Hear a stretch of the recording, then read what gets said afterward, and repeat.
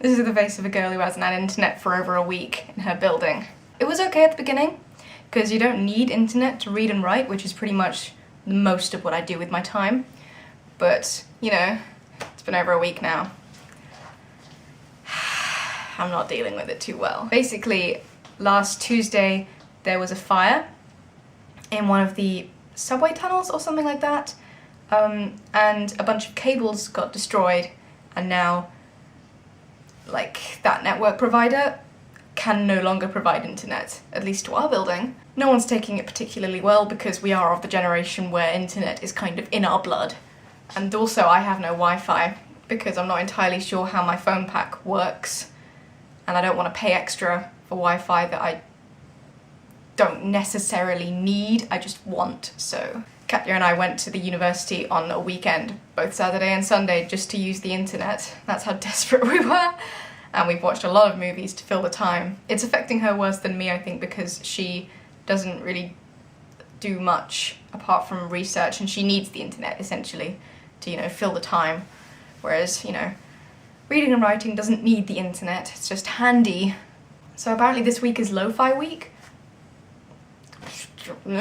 I didn't know that, so if this is going in and out of focus, as a lot of my videos seem to be doing recently, thanks camera, then, you know, that's just a part of the week's charm, isn't it? Ding! I would record on my phone, but I don't have the connector plug thing that connects my phone to my laptop, so there wouldn't be any way for me to upload it, I don't think. I'm still getting the hang of smartphones. Technology just blows my mind. And it's just a week apparently where you just record your thinky thoughts, which at the moment mine are mostly consumed with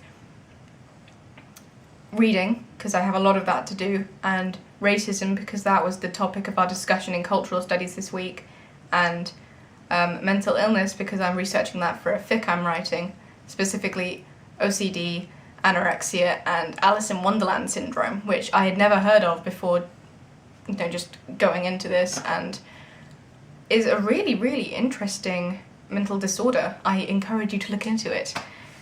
It's not permanent, which is probably the nicest thing about it. It kind of wears itself out, so it affects people mostly from childhood to your early to late 20s, and then it just kind of peters out, is what I seem to be getting from the research I'm doing anyway.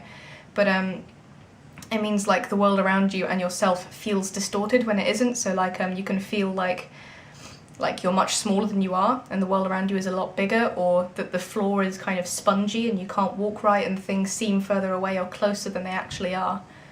So, Alice in Wonderland syndrome. But yeah, interesting. But all of that research has required internet, shockingly enough, so what I've been doing is I've been going into university and, you know, copy-pasting all this stuff into Word and then coming back and reading it and writing from it, which is a new way of doing things. But yeah, I just thought I'd tell you that that's why there's been a bit of radio silence from me, which is really annoying because I had a bunch of videos that I really wanted to make, and I could probably still make them. We'll see how this goes, because I'm uploading this on a university computer, so if that works out, maybe I'll make videos here and then upload them at uni. Depends how this one works, because I wanted to do the ladies survey video, and there was a Tumblr tag that I was tagged in that I had, you know, a bunch of stuff for, and I think I'm getting to the point where I can actually start to talk about what it's like to be on exchange, because I've been on exchange for a whole month now, so I feel like I know a bit more about it and I can talk about it a little better. And, you know, what it's like being in Stockholm at the point where the weather is really starting to get fucking cold now.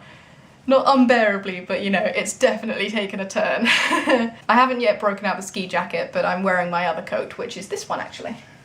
I'm very much happy with this coat. It's very pretty. Multicolored, yay! Ding! It's very nice. I like this coat a lot.